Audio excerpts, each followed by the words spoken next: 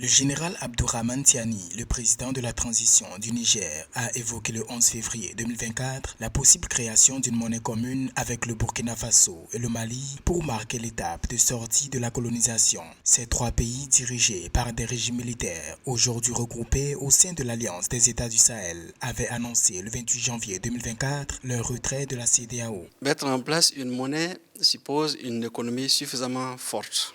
Notre priorité, c'est d'abord d'inverser la tendance et de créer un espace de paix à même de permettre de lancer les économies.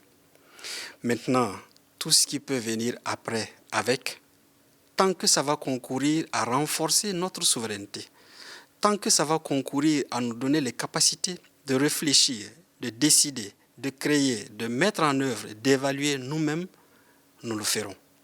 La monnaie étant un signe de souveraineté, les États de l'AES sont engagés dans un processus de recouvrement de leur souveraineté totale, selon un communiqué. Ainsi, la création d'une monnaie pour remplacer le franc CFA, commun aux 8 pays membres de l'UEMOA, s'inscrit dans cette vision. Toutefois, les données relatives à la possible mise en circulation d'une future monnaie ne sont pas encore connues. Selon certains experts, la CEDEAO, passant de 15 à 12 pays, risquerait une perte financière d'au moins 45 milliards de francs CFA par an avec le départ simultané du Burkina Faso, du Mali et du Niger.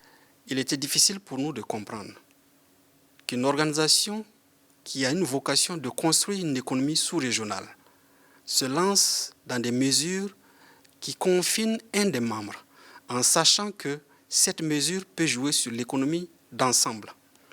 Donc je dirais que c'est un peu comme, effectivement, une grève de la faim. Punir le Niger, c'est pas punir seulement les Nigériens, c'est punir tout l'espace CEDEAO.